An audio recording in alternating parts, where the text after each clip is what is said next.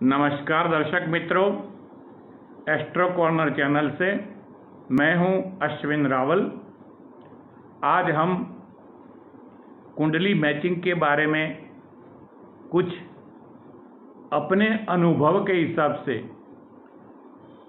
नए सिद्धांतों की चर्चा करूंगा। जब भी आप कुंडली मैच करें, खुद के लिए या अपने बच्चों के लिए, तब ये सारी बातें अगर याद रखेंगे तो शादीशुदा ज़िंदगी में कभी कोई तकलीफ़ें नहीं आएगी। क्योंकि आज की लाइफ में, आज के समाज में शादीशुदा ज़िंदगी बहुत कभी कभी तकलीफ़ें दे देती है। तो अच्छा मैचिंग करना बहुत ज़रूरी होता है। अच्छी लड़की मिले, अच्छा दामाद मिले, अच्छा हस्बैंड मिले, ये सब देखना पड़ता है। सबसे पहले तो मैं आपको बताऊं कि गुण के हिसाब से आप बिल्कुल मत चलें। 36 में से 35, 34, 33, 32 गुण वालों के बहुत डिवोर्स मैंने देखे हैं, तो इस बात को भूल जाइए। नाड़ी दोष के बारे में भी इतना जोर देने की ज़रूरत नहीं है। ठीक है, देख लो अपने हिसाब से, लेकिन इसके हिसाब से शादी रोको, ये भी ठीक नहीं है। क्योंकि नाड़ी क्या है, इसके बारे में मैंने अपना एक अलग वीडियो पहले भी बनाया है। पूरा डिटेल्स नाड़ी का मैंने समझाया है। मंगल का दोष जरूर देखना चाहिए, लेकिन इसमें 3 बातें हैं। एक तो मिथुन लग्न है या कन्या लग्न है सामने वाले का, यानी लड़की जो देखो आप या लड़का देखो, तो सामने वाले कुंडली में अगर मिथुन लग्न है या कन्या लग्न है और मंगल लग्न में है, 12वें स्थान में है, चतुर्थ स्थान में है, सप्तम स्थान में है या फिर अष्टम स्थान में है, तो ऐसी लड़की या लड़का टालना चाहिए। क्योंकि ये मंगल मिथुन या कन्या लग्न में बहुत भारी होता है और प्रॉब्लम किए बिना नहीं रहता। तो कुंडली मैचिंग बहुत जरूरी होती है अपने संतान के साथ या अपनों के साथ। दूसरा, मंगल देखते वक्त ये भी बात याद रखें कि अगर मेष लग्न है तो सप्तम स्थान में तुला का मंगल नहीं लेना चाहिए, यानी बहुत भारी होता है, इसको ध्यान से देखना चाहिए। कर्क लग्न है सामने वाले लड़की का, तो सामने सप्तम स्थान में मकर का उच्च का मंगल है, तो वो भी बहुत भारी होता है, इसको भी जहाँ तक हो सके टालना चाहिए। तुला लग्न होता है तो सप्तम स्थान में अगर मेष राशि का मंगल है तो वो भी बहुत भारी होता है। धनु लग्न में सप्तम स्थान में मिथुन राशि का मंगल भी भारी होता है, क्योंकि मंगल 12वें स्थान का मालिक बनके सप्तम स्थान में आता है। उसी तरह मीन लग्न में मंगल भाग्यस्थान का अधिपति है, तो हम इसको इतना दोषकारी नहीं मानते। लेकिन मेष लग्न हो, कर्क लग्न हो, तुला लग्न हो और मकर लग्न में सप्तम स्थान में नीच राशि का मंगल हो और धनु राशि में मिथुन का मंगल हो, तो ये मंगल को हम थोड़ा भारी मानते हैं। कोई ना कोई प्रॉब्लम शादी के बाद जरूर होते हैं, तो इस बारे में भी आपको ध्यान रखना है। दूसरी बात ये भी आप याद रखें कि कोई भी लड़का हो, उसका जो अष्टम स्थान है वो लड़की का लग्न नहीं होना चाहिए। उसका जो 12वां स्थान है वो भी लड़की का लग्न नहीं होना चाहिए। 6ठा स्थान है वो भी लड़की का यानी लड़के का लग्न में नहीं होना चाहिए। आप समझो, मेरा कहने का मतलब एग्जाम्पल मैं बताता हूँ कि लड़का है, उसका 6ठा स्थान है, वो कन्या राशि, मेष लग्न की कुंडली है समझो, तो 6ठे स्थान में कन्या राशि आई, तो कन्या लग्न वाली कुंडली नहीं लेनी चाहिए। क्योंकि 6ठा स्थान घर में आता है, हमारे घर में आता है। वो लड़की शादी करके हमारे साथ जिंदगी भर रहने वाली है, तो 6ठा स्थान शत्रु और रोग स्थान हमेशा एक्टिवेट बन के रहता है। अगर आपकी कुंडली का अष्टम स्थान जो है वो लड़की का लग्न बनता है तो शादी के बाद वो लड़की आपके अष्टम स्थान को एक्टिवेट करके घर में प्रवेश करती है। तो पूरी जिंदगी अष्टम स्थान आपका एक्टिवेट रहता है। सेपरेशन के चांसेस बढ़ जाते हैं, लड़ाई झगड़े होते रहते हैं, घर में डेथ किसी न किसी की होती रहती है। तो अष्टम स्थान भी घर में नहीं आना चाहिए। 12वां स्थान अगर आता है, जैसे आपका मिथुन लग्न है तो वृषभ लग्न वाली कुंडली नहीं लेनी चाहिए, क्योंकि आपका 12वां स्थान है और 12वां स्थान घर में लाने से आपका 12वां स्थान एक्टिवेट हो जाता है। तो उसके आने से घर में खर्चा बहुत बढ़ जाता है। तो इस तरह से भी देखना चाहिए। दूसरा पॉइंट हम ये भी बताएंगे कि आपका जो भाग्य स्थान है वो अगर लड़की की कुंडली में लग्न बनता है तो लड़की आपका भाग्य को खोलने आ रही है। याद रखिए, आपकी कुंडली का जो भाग्य स्थान होता है, जैसे धनु लग्न है तो भाग्य स्थान में सिंह राशि आई, तो सिंह लग्न वाली लड़की से अगर शादी करेंगे तो आपका भाग्य स्थान एक्टिवेट हो जाएगा। शादी के बाद भाग्य का उदय होगा। आपका कर्म स्थान जो है वो भी लग्न बनता है तो भी कोई प्रॉब्लम नहीं, आपका कर्म स्थान एक्टिवेट होता है, जागृत होता है। आपका लाभ स्थान जो होता है वो भी अगर आप लड़की का लग्न बन के आता है तो आपका लाभ स्थान एक्टिवेट हो जाता है। बहुत अच्छा ट्यूनिंग रहता है। लॉन्ग टाइम रिलेशनशिप का भी स्थान है वो, इनकम भी बढ़ती है।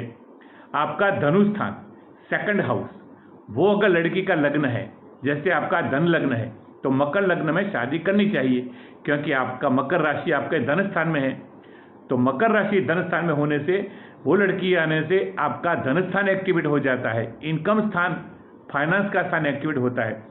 तो ये बातें भी आपको बहुत ध्यान में रखनी है कुंडली मिलाप के टाइम। तीसरा पॉइंट, गुरु के ऊपर जरा फोकस करो।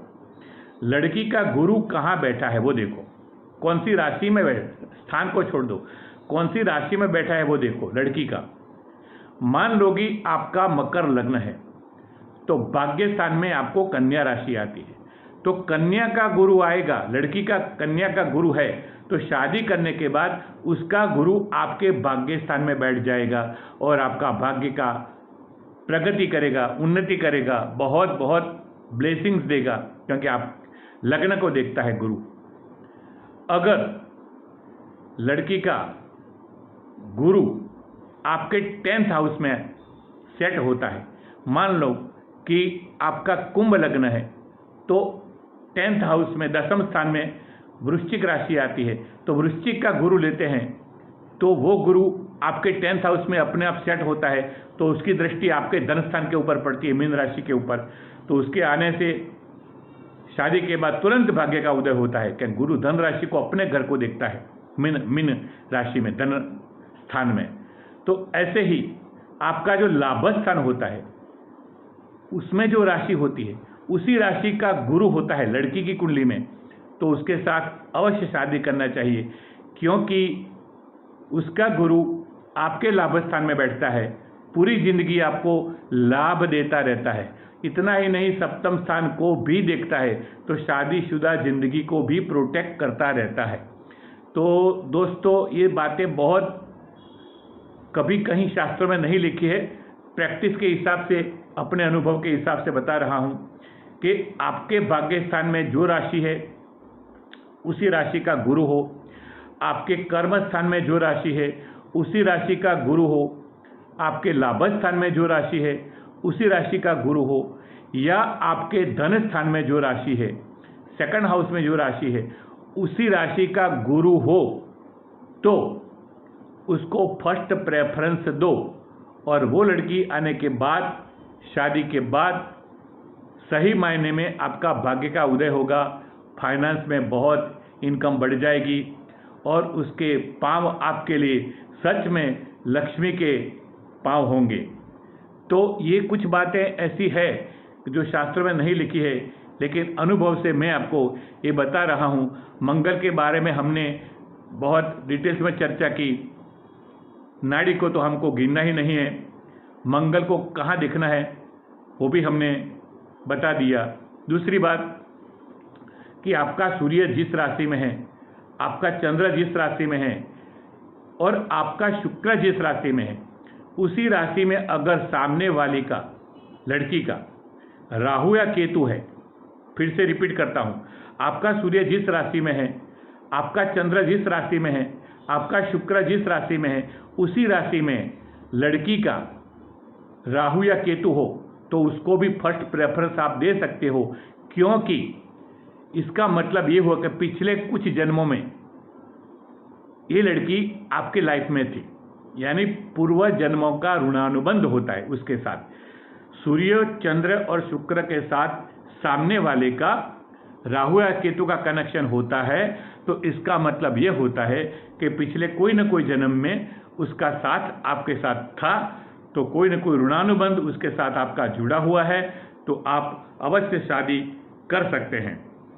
तो दोस्तों, तीसरी बात, वार्निंग वाली बात, कि किसी भी कुंडली में, लड़की की कुंडली में चंद्र मंगल शुक्र है तो पूरी तपास करके उसका नेचर वगैरह जानने के बाद ही शादी करना, क्योंकि चंद्र मंगल शुक्र आज़ाद मिजाज के होते हैं और शादी के तुरंत बाद अपना खुद का घर अलग रहने की बात करते हैं।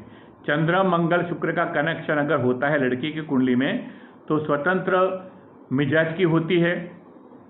इतना ही नहीं, अगर गुरु की दृष्टि उसके ऊपर ना हो तो ऐसी लड़की शादी के बाद 6-12 महीने में ही बोलेगी कि हमें माता पिता के साथ नहीं रहना है, हम अलग मकान लेना चाहिए हमें। तो ये बात आगे जाके आपको डिस्टर्ब कर सकती है अगर चंद्र मंगल शुक्र का कनेक्शन है और गुरु की दृष्टि नहीं है तो। तीसरी बात, चंद्र शुक्र अगर लड़की की कुंडली में 12वें स्थान में है या 6ठे स्थान में है, चंद्र शुक्र की युति 6ठे स्थान में है या 12वें स्थान में है और उसके ऊपर गुरु की दृष्टि नहीं है, तो भी ऐसी लड़की से थोड़ा सा सावधान रहिए, क्योंकि वो ऐसी लड़की चंचल मन की होती है। तो ये सब बातें अनुभव के हिसाब से मैं आपको बता रहा हूँ। अपवाद भी होते हैं, गुरु की दृष्टि से ऐसा कभी कभी नहीं भी होता, फिर भी कम से कम ऐसी लड़कियों से शादी करने से पहले आपको सोचना चाहिए, उसका पूरा इंटरव्यू लेना चाहिए, तपास करनी चाहिए, नेचर कैसा है, उसकी कंपनी कैसी है, शौक कैसे, वो सब पूरा का पूरा जांच करने के बाद ही आगे बढ़ो। एकदम कुंडली मिला के फटाफट आगे बढ़ो, ये इच्छनीय नहीं है। तो दोस्तों, अपने तजुर्बे के, अनुभव के कुछ नियम मैंने बताए हैं, खास करके वो जो नियम मैंने बताया कि आपका भाग्य स्थान, आपका धन स्थान, आपका लाभ स्थान, लड़की का लग्न बनता है तो उसको खास प्रेफरेंस दो। आपका उसका गुरु आपके भाग्य स्थान में आता है, कर्म स्थान में आता है, लाभ स्थान में आता है, धन स्थान में आता है, तो ऐसी लड़की को भी पसंद करो, तो शादीशुदा जिंदगी बहुत बहुत बेहतरीन होगी। उसके आने से आपका भाग्य का उदय भी होगा और शादीशुदा जिंदगी भी अच्छी रहेगी।